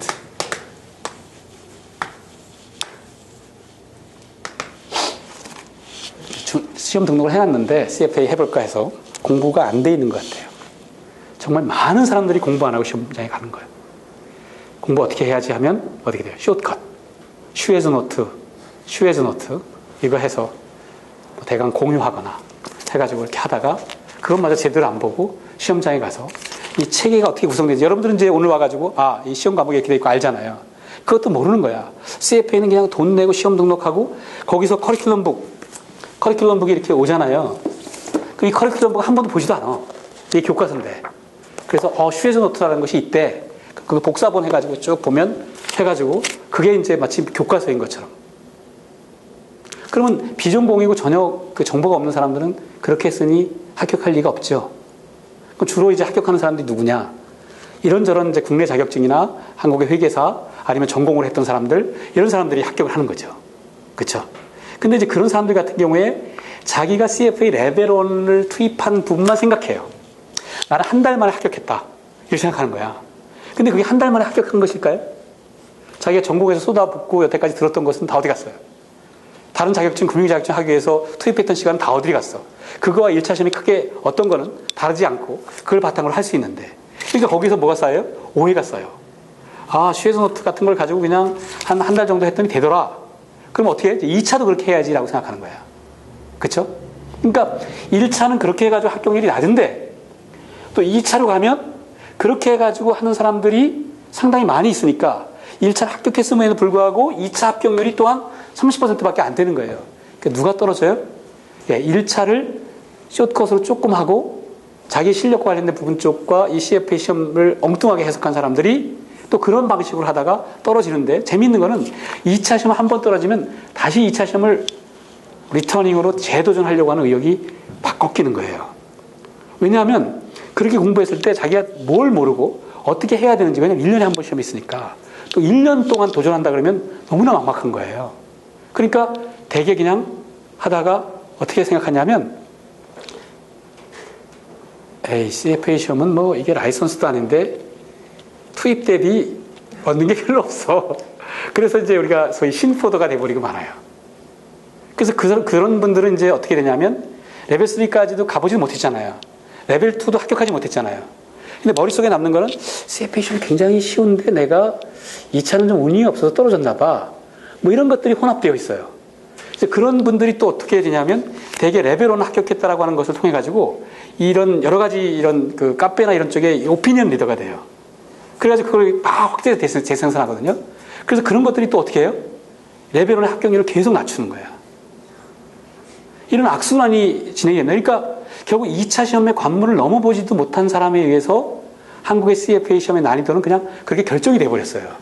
그게 뭐냐면 30%, 30%야. 그럼 아까 봤잖아요. 월드와이드는. 그래서 10%는 차트를 봤잖아요. 자, 한국 합격률을 중심으로 해서 해봅시다. 100명이 시험 봤네요. 그 몇 명이 합격합니까? 30명이잖아. 그 다음에 2차 합격한 사람이 이제 몇 명인가요? 10명이라고 합시다. 그쵸? 자, 한국에서 2차 합격했다는 것은 이제 10% 안에 드는 거야. 변별력이 있지. 공부했구나. 네, 공부했어요. 엄청 어려워요. 사실은. 쉽지 않단 말이야. 3차 3명입니다. 재수하고 삼수하고 사수하고 오수하고 6년 만에 합격. 5 내지 6년 만에 합격해요. 한국의 경우에. 그러니까 직장 다니는 사람들이 아이가 초등학교 들어갈 때 공부 좀 해볼까 했는데 아이가 초등학교 졸업할 때 합격하는 거예요. 그러니까 그 세월이 어떻게 돼요? 시험이 6월 초에 있잖아요. 그러면 연말까지 공부 안 하겠죠. 새해 들면서 이제 결심을 할 거 아니야. 그러다가 어떻게 돼요? 또 바쁘게 지나가죠.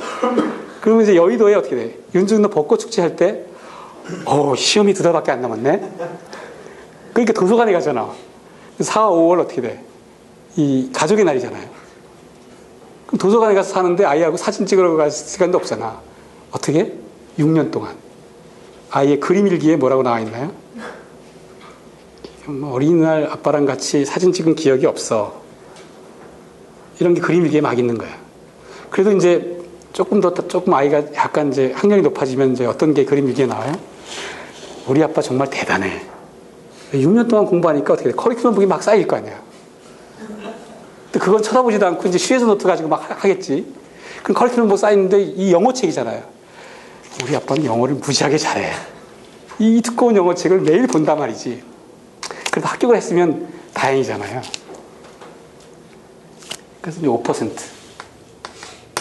100명이 시작해서 5%, 5명 되는 게 지금 한국의 현실이에요. 근데 이제 이 CFA 한국협회교육센터가 그 이제 한양대학하고 다른 2개 대학 이렇게 해서 이제 MOU도 체결하고, 그러니까 이제 글로벌리 CFA 프로그램 파트너십이 있지만 로컬리 또 파트너십을 맺어가지고 저희가 한번 공간도 한양대학교에서는 이제 CFA 연구회라는 공간도 지원하고 해가지고 한번 2011년 가을서부터 해봤는데요.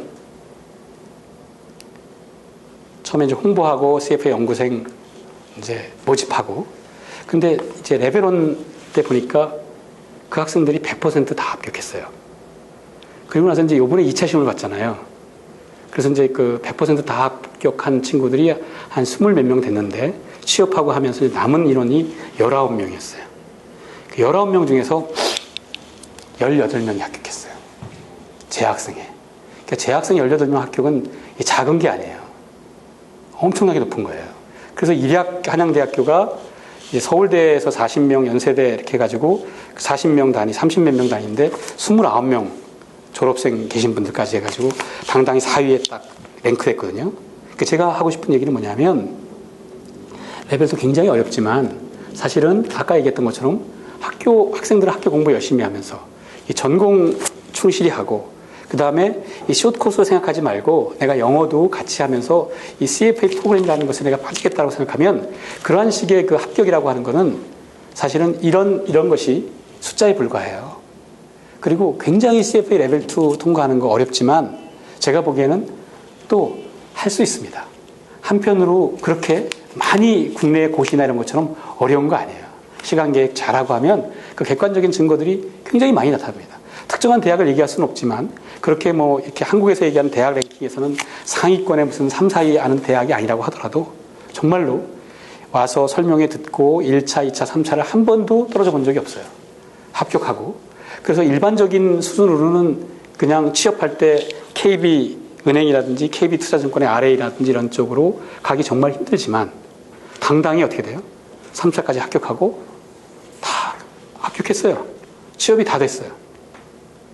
그러니까 지금 이제 남학생들 같은 경우에는 이제 2차 시험에서 조금 지나면 이제 그 군대 갔던 남학생들 같은 경우에 사실 많지는 않지만 이제 3차 시험에도 그러니까 아까 그 18명의 학생들은 처음에는 이제 그 레벨 2 합격하고 그냥 사회에 나갈 생각이었는데 이제 뭐가 욕심이 생겨요? 레벨 3에 도전해보고 싶은 생각이 드는 거예요. 취업 준비하면서. 이제 그런 부분들이 서서히 생겨나는데 아무래도 레벨 2만큼 접근 가능성이 높지는 않죠.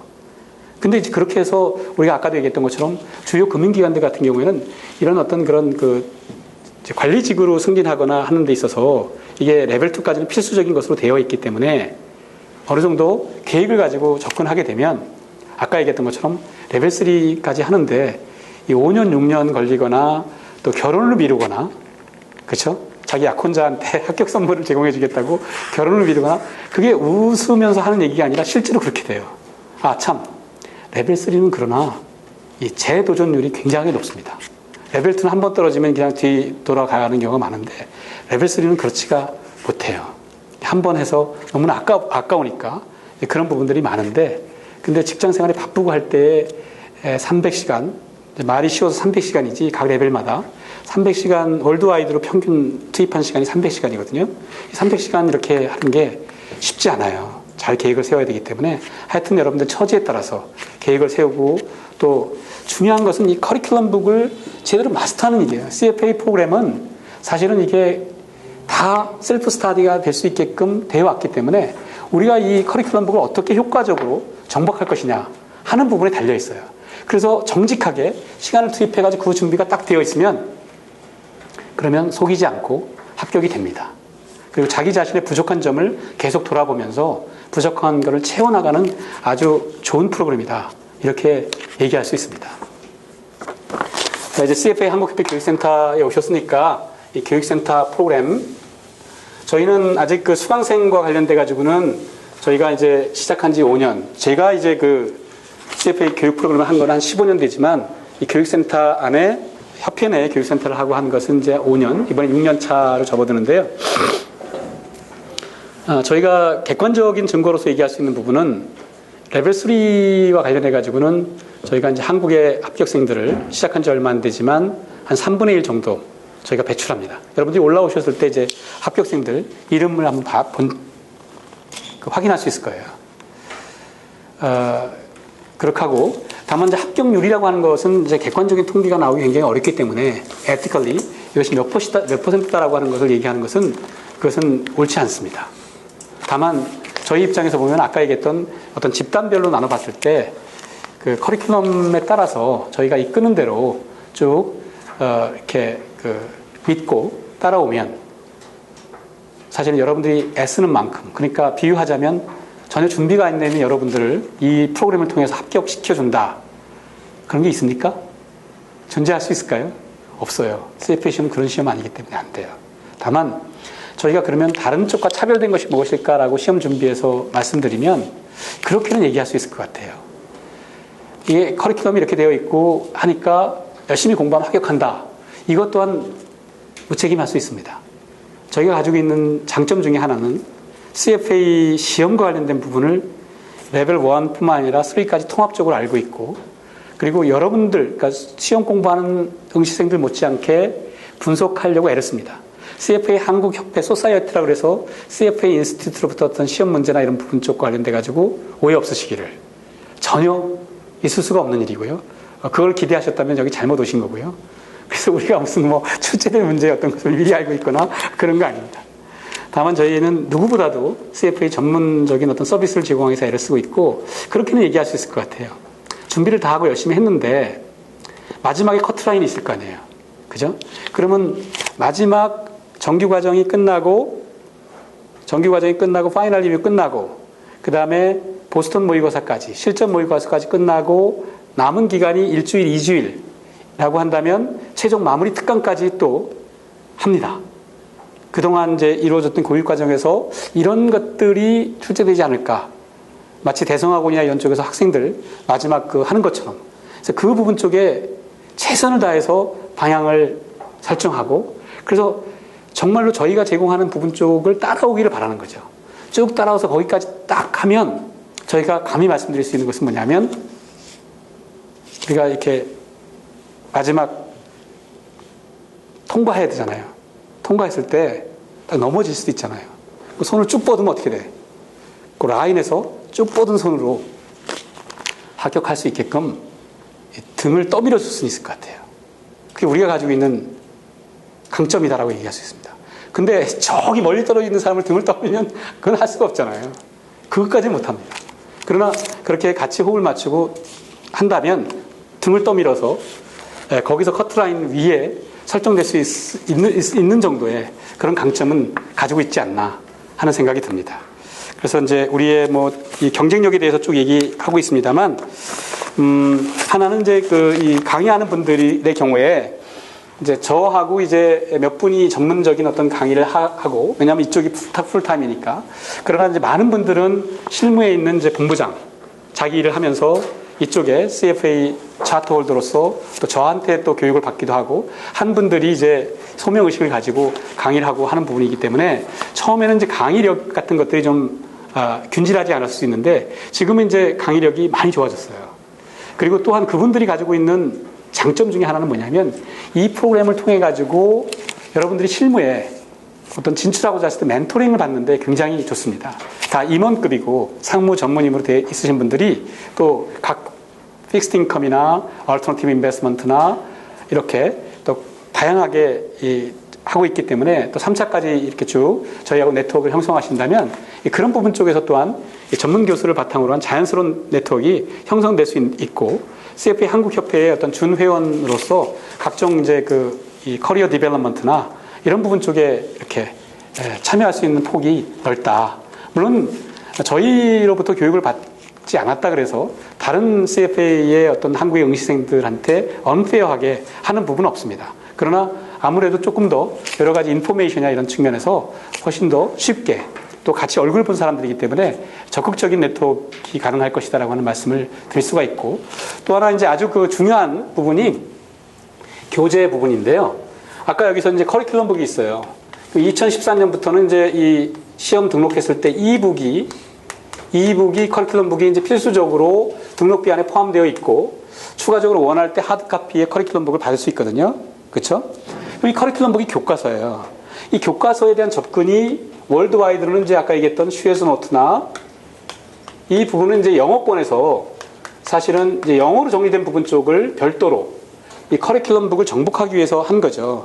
근데 사실은 이제 이 미국이나 영어권에서의 슈에스 노트라고 하는 것은 아까 중국 같은 경우에도 이제 이 상위권 대학들은 영어를 많이 쓰고 그들 입장에서는 이 그 영어로 정리된 부분을 통해 가지고 실무에 바쁘니까 대강 이렇게 정리가 되어 있구나라고 하는 것이 네이티브로서 접근하면서 이제 파악이 되는 것이거든요. 근데 그렇게 우리나라에서도 그렇게 정리돼 가지고 숏코스로 내가 도움이 되는 사람들이 있다고 한다면 그거는 세계적으로 가장 많이 팔리는 이 워크북이니까 가능할 수 있는 거예요. 그걸 부정하지는 않습니다. 그러나 우리는 엄연히 우리가 네이티브가 그렇게 많지 않거든요. 시험은 영어로 보고 커리큘럼북을 정복해야 되고 우리가 이해를 바탕으로 해서 지식을 쌓아나가는 것이 3차까지 가야 되는 거예요. 휘발성으로 없어지면 안 되는 것이거든요. 제대로 이해하기 위해서 우리가 만든 게 이 커리큘럼북을 바탕으로 해서 CFA 인스티튜트의 퍼미션을 얻어서 우리가 이제 그 리딩북을 만든 거죠. 리딩북은 정규 과정의 교과서예요.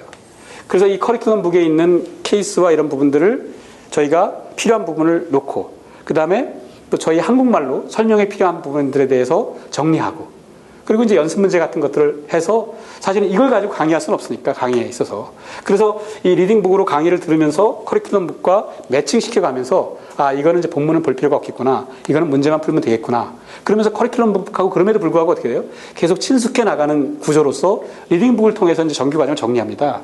근데 이렇게 된 결과는 사실 어디에서 더 적극적인 힘을 발휘하냐면 파이널 리뷰할 때 리뷰북에서 힘을 발휘해요. 우리가 이걸 리딩북으로 만들어 놓은 것에서 리뷰북은 우리가 테스트뱅크라든지 이렇게 문제집만이 아니에요. 그러니까 리딩북에서 정리된 핵심적인 내용을 더 축약시켜가지고 각 과목별로 핵심 내용이 있습니다. 마치 여러분들이 시험은 결국 뭐의 싸움입니까? 자기 서브노트를 얼마나 잘 만드는 거의 싸움이잖아요. 여러분 시험 공부 많이 해봤잖아요.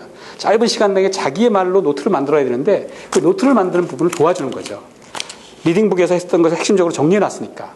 그리고 여기에다가 이제 또한 이제 각종 샘플 문제라든지 마크 이그샘이라든지 그리고 또 다시 또 이 커리큘럼북에 있어서 새로 이렇게 바뀐 리딩에서 또 새로 어사인된 리딩에서 필수적으로 봐야 될 문제를 다시 재구성해서 리뷰북으로 항상 그래서 이제 그것만 마지막에 또 하게 되면 단순히 문제만 푸는 것이 아니라 이걸 통해서 이해를 하는 부분 쪽으로 연결되거든요.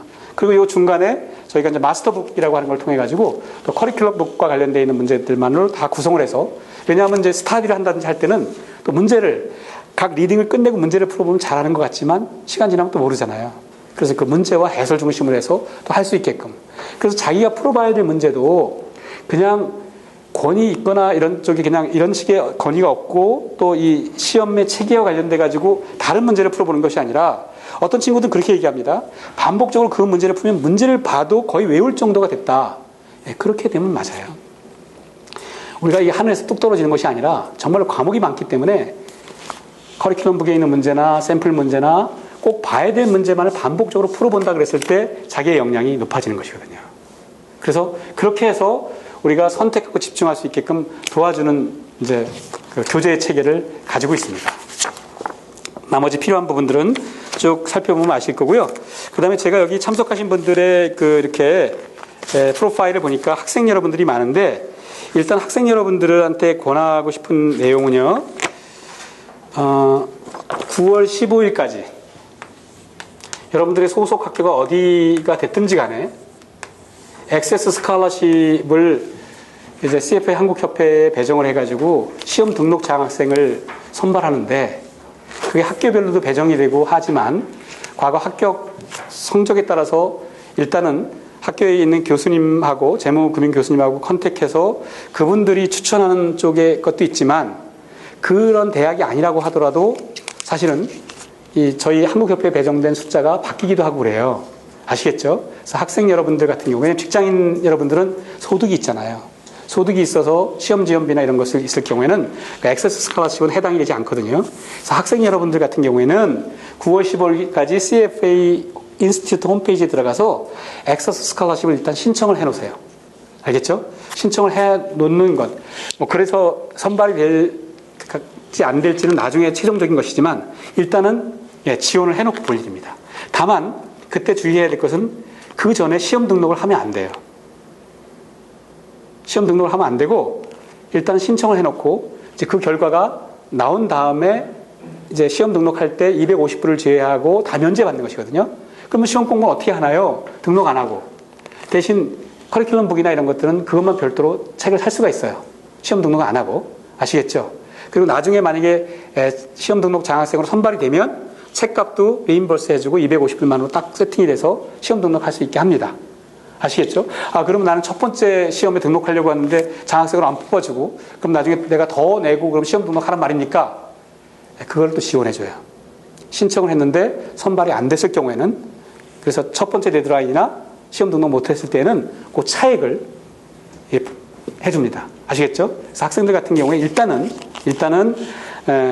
그 각종 이제 저희가 쭉 순위로 매겨진 대학들 있지만 결국 나중에 또 그것이 나중에 변하거든요. 저희한테 배정된 게 더 늘어나기도 하고 지금은 가급적 많은 대학들에게 뭐 크든 작든 저희가 골고루 혜택을 주기 위한 노력을 하고 있으니까 9월 15일까지 어쨌든 CFA 인스티튜트에 액세스 스칼러십 등록을 하시라. 그걸 꼭 말씀드리고 싶고요. 그 다음에 21페이지. 그러면 실질적으로 이제 만약에 CFA 한국회 교육센터의 프로그램과 관련된 관심이 있다면 도대체 레벨 1 준비를 어떻게 해야 될까? 21페이지 보면 잘 요약이 돼 있어요. 제일 중요한 게 아까 얘기했던 것처럼 회계에 대한 기초를 물어보는 거야. 내가 회계에 대한 기초 없다. 기초가 없으면 yes. 그러면 반드시 뭘 해야 되냐면요. 이 영어 원서로 IFRS 에디션의 어카운팅 프린시플을 한 권 떼야 돼. 그러니까 적어도 이 3시간짜리 10시간, 30시간으로 특강이 이루어져 있는 것이 있거든요. 제가 강의한 거. 그렇죠? 그거를 그냥 들으면 돼요. 여기 그 교육생들 같은 경우에는 근데 교재가 지금 이제 절판이 됐어요. 절판이 돼서 이제 저쪽 출판사하고 얘기해서 제본판 만 원만 준비하면 이쪽에 열어드리니까 반드시 그걸 통해서 이 회계 원리를 떼고 정규 과정에 들어와야 됩니다. 다른 여러 가지 교육기관 중에서 얘기하면 뭐 프리 CFA 해가지고 퀀트도 앞에 조금 하는데 사실은 CFA 레벨 1이 뭐예요? 프리예요. 미리 시작하는 거예요. 툴로. 그러니까 다른 것들은 미리 할 게 제가 보기엔 별로 없어요. 그거 괜히 시간 낭비고 정말로 프리 CFA의 프리에 해당되는 게 뭐냐? 회계 원리. 이것만 하면 나머지가 다 프리야, 사실은. 레벨 2부터 진짜 시험이니까 회계 원리를 딱 떼는 것이 CFA에 들어가기 전에 선행학습입니다. 거기에 무슨 나머지 퀀트도 그렇고 이코노믹스도 그렇고 다 기초를 하는데 그걸 기초를 위한 더 기초를 할 필요가 전혀 없습니다. 아시겠죠? 여기 그것만 되면 정규 과정의 레벨 1이 그냥 공부하면서 커리큘럼북 영어 재미삼아서 보기도 하고 하는 과정으로 진행이 되면 됩니다. 그리고 이제 그러면 이제 그 예스로 해가지고 쭉 오면 정규 과정, 아까 얘기했던 것처럼 저희 프로그램은 정규 과정과 파이널 리뷰 있는데요. 그 밑에 이제 있는 게 뭐냐면 사이사이 과목별 모의고사가 진행이 되는 것이니까 과목별 모의고사로 체크받고 나중에 실전 모의고사에 참여합니다. 시험 보기 전에 일주일 전 최종 마무리 특강 들으면 일주일 동안 자기 공부해서 합격만이 남은 거예요. 아시겠죠? 그리고 만약에 레벨 1의 경우에 내가 전공도 하고 또 다양하게 이 정도는 내가 할 수 있을 것이라고 생각하신다면 이제 거기 왼쪽에 보면은 스마트 패키지 프로그램이 있어요. 저희 교재, 그 다음에 질문 대답, 그 다음에 이제 여기 모의고사라든지 실전 모의고사, 최종 마무리 특강을 다 공유할 수 있는 이쪽에 굉장히 이 책값 정도만으로 쭉 진행이 될 수 있는 스마트 패키지가 있거든요. 여러분들이 그렇게 접근하시면 됩니다. 그리고 CFA 레벨 1 교육과정과 관련해가지고 저희 쪽에 아주 중요한 특징 중에 하나가 여러분 26페이지에 보면 특히 대학생들 같은 경우에 UPass 멤버십이 있어요. UPass 멤버십은 이게 이제 학생들의 경우에 실제로 온라인 교육과정의 30%를 할인해주는 프로그램으로 있는 겁니다. 그러니까 거기 이제 온라인 정규 과정의 경우는 69만 원이고요. 이제 파이널 리뷰까지 다 합쳐진 풀 코스는 이제 87만 원 정도의 이제 모든 이 서비스가 교육 서비스가 다 제공이 되는 부분인데 오늘 설명회에 오신 분들의 경우는 이건 온라인이잖아요. UPass 멤버십이. 근데 나는 이제 오프라인으로 듣고 싶다. 그러면 그냥 온라인으로 등록한 상태에서 오프라인에 참여할 수 있는 기회를 저희 실장님이 드리기로 뒤에, 여러분 시간표 뒤에 보면 그게 있다고 하네요. 시간표 뒤에 보면, 예, 오늘 설명에 참석하신 분들에게 드리는 선물이 그 마지막 2번에 세 번째 동그라미 보면은 UPS 멤버십은 원래 온라인 교육 프로그램인데 오늘 그 9월 30일까지 오늘 설명에 참석했다는 것만 체크를 해 놓으시면, 예, 오프라인 수업 참석이 가능한 거예요.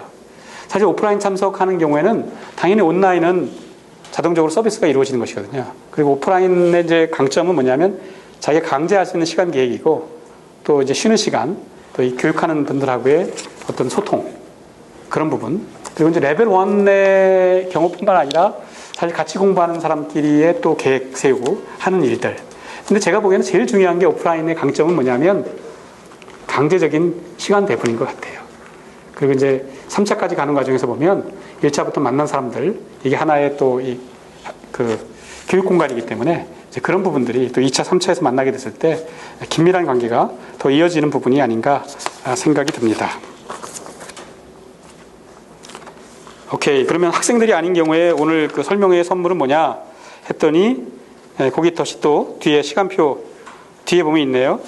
학생 여러분들이 아닌 경우에는 온라인 정규과정은 5만 원 할인권이 있고 오프라인 정규과정 풀코스는 30만 원 할인권이 있다고 하니까 어찌됐건 의사가 있으신 분들은 이 9월 30일까지 이 부분이 유효하다 하는 부분을 이제 그 염두에 두시면 되겠고, 나머지는 여기 이 브로셔를 참고하시고요. 그 다음에 조금 더 심도 있는, 조금 이따 Q&A 시간이 있을 텐데 어쨌든 개별적으로 저한테 질문을, 뭐 저희 교육과정을 사정상 나중에 듣든지 또 당장 하지 못하더라도 CFA 프로그램이나 기타 또 혼자서 공부할 때 질문, 뭐 여기 교육센터 해도 되고요. 개별적으로 이메일이 publication CFA Korea Society, CFA Korea Society.org입니다. 그리고 제 휴대폰 번호가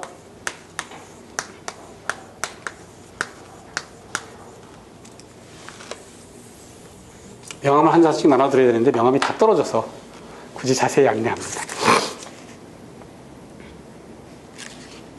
자, 마지막으로 설명의 시간이 너무 지나갔는데 제가 마지막으로 당부드리고 싶은 거. 오늘 이 시간에 여러 가지 정보를 제가 말씀드렸는데 저는 그렇게 생각합니다. 오늘 여기에 참석하신 분들이 만약에 내가 금융 전문가로 커리어를 쌓고 아니면 현재 그 커리어가 아니지만 제가 변화해 보겠다는 마음을 생각하신다면 소명의식이 필요해요. 소명의식이라고 하는 것은 아까 제가 인테그리티 얘기했어요. 자, 내가 열심히 일하는 플레이그라운드가 캐피탈 마켓이에요. 그럼 그 안에 사실은 열심히 일하면서 먹고 살기 위해서 일한다. 근데 프로는 어떻습니까? 뭔가를 남기는 부분이 있어야 되잖아요. 그죠? 내가 내 열정과 젊음을 바치는데. 그럼 그때 중요한 것이 뭐냐면, 내가 진정 무엇을 위해서 일하는가. 그랬을 때 시장의 인테그리티를 한번 생각해 보세요. 그리고 내가 의사결정할 때에 나한테 돈을 맡긴 사람, 또 나의 의사결정이 새로운 고용을 창출하고 정말 그 자본주의가 지향하는 부분에 목표를 이루는 쪽이 그러한 소명의식을 가지고 내가 이 시장에 들어온다. 그렇죠? 그리고 또한 그러기 위해서 내가 정말 성실하게 내가 뭔가를 준비해야 되는 것이구나. 이런 소명의식을 생각하면서 한편으로 정말로 멋지게 한국이 100% 순도의 내수가 아니라 금융을 수출하는 역군이 돼보자.